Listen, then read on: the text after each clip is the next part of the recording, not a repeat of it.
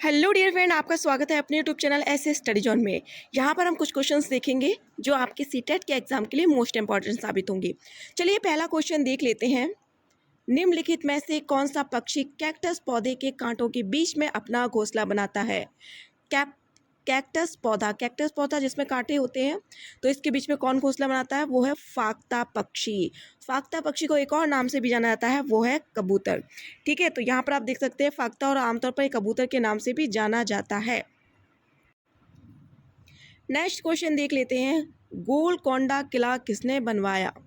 गोलकोंडा के बारे में आपने सुना ही होगा, और इसका जो जो राजवंश है, जिस राजवंश में इसका निर्माण कराया गया था वो था कात्कीय राजवंश। कात्कीय राजवंश के जो राजा थे उन्होंने इसका निर्माण कराया था।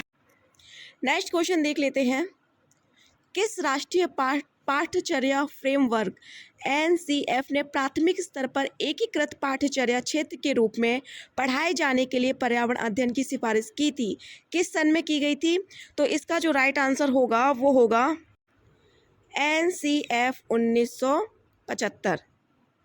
ठीक है, एनसीएफ 1975 में फ्रेमवर्क प्राथमिक स्तर पर जो एकीकृत पाठ्यक्रम का जो क्षेत्र था उसमें पर्यावरण अध्ययन को पढ़ाने की सिफारिश की गई थी। वो की गई थी 1975 में की गई थी। ठीक है। गिर राष्ट्रीय पार्क किस राज्य में स्थित है? गिर राष्ट्रीय पार्क, तो ये जो पार्क है वो गुजरात में स्थित है। ठीक है, गुजरात में स्थित है गिर राष्ट्रीय पार्क। भूकंप की तीव्रता नापने के यंत्र को क्या कहते हैं?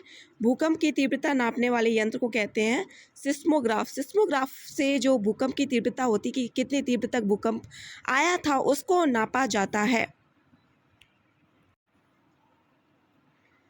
किसी क्रियाकलाप के लिए समूह बनाते हुए सामाजिक अध्ययन के शिक्षक को चाहिए कि वह इसमें कौन सा ऐसा होगा जिसको सही मान सकते हैं हम?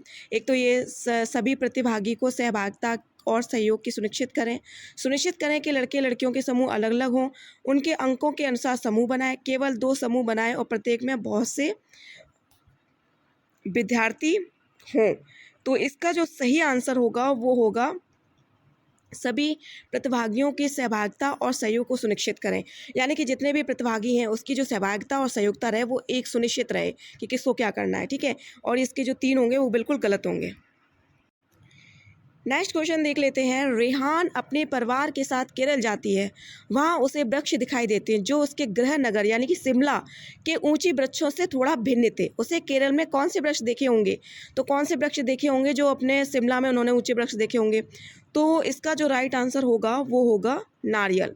ठीक है, नारियल इसका राइट आंसर होगा, क्योंकि चीली, सेब और चीड़ के पौधे केरला में नहीं पाए जाते हैं, और केरला सबसे ज़्यादा जो मसालों के लिए भी जाना जाता है।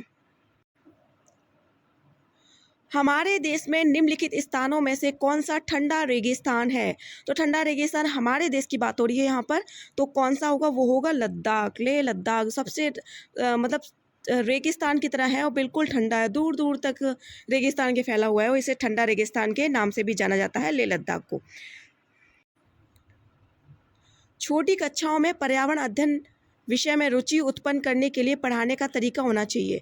छोटी कक्षाओं में पर्यावरण अध्ययन की, तो यहाँ पर हो गया आगमन के द्वारा, मनोरंजन एवं खेल संबंधित, रटने के और निगमन के द्वारा। तो इसका राइट आंसर होगा मनोरंजन एवं खेल से संबंधित, यानी कि आप मनोरंजन और खेल के संबंधित पर्यावरण के अध्ययन में बच्चों के मन में रुचि उत्पन्न कर सकते हैं।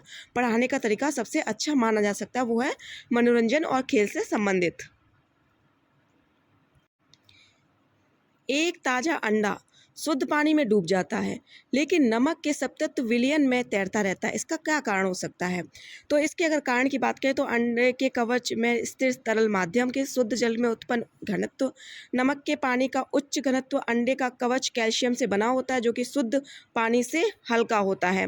तो जो इसका जो राइट आंसर होगा नमक के पानी का उच्च घनत्व, नमक का जो पानी होता है उसका जो घनत्व वो उसका घनत्व ऊंचा हो जाता है, उच्च हो जाता है। ठीक है, इसका राइट आंसर होगा 3। बिहार राज्य में गंगा नदी में पाई जाने वाली डॉल्फिन को किस नाम से जाना जाता है? तो यहाँ पर नाम दिए सूसू, सोन मछलियाँ, रोहू, कैटफिश।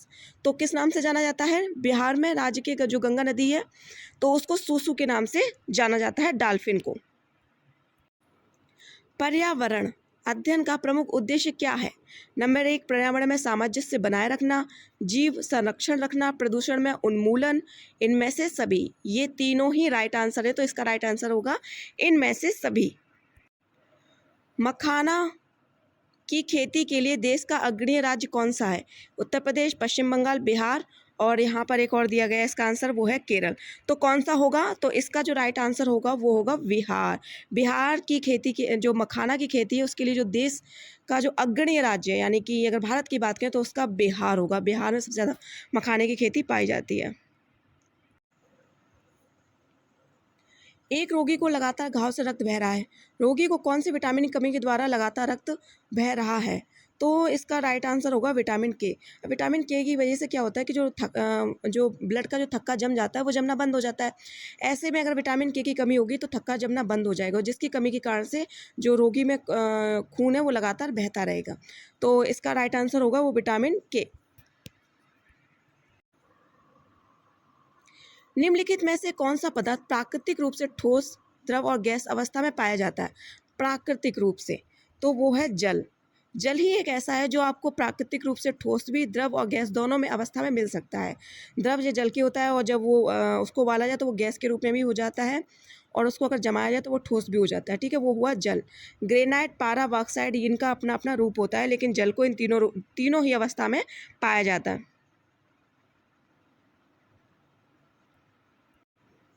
बच्चों को सामाजिकरण का पहला पाठ कहाँ से प्राप्त होता है? ये क्वेश्चन का आंसर ज़्यादातर बच्चे जानते ही हैं कि हमें जो सामाजिकरण का पहला पाठ प्राप्त होता है वो हमें हमारे परिवार से ही मिलता है। तो इसका राइट आंसर होगा परिवार। तो ये कुछ क्वेश्चन थे सीटेट के लिए, तो मुझे उम्मीद है कि आपके लिए ये मोस्ट इंपॉर्टेंट साबित होंगे और आप इन्हें ज़रूर एक बार देखें और एक बार रिवीजन इसका ज़रूर करें, जिसकी वजह से ये आपके दिमाग में कहीं ना कहीं रह जाए।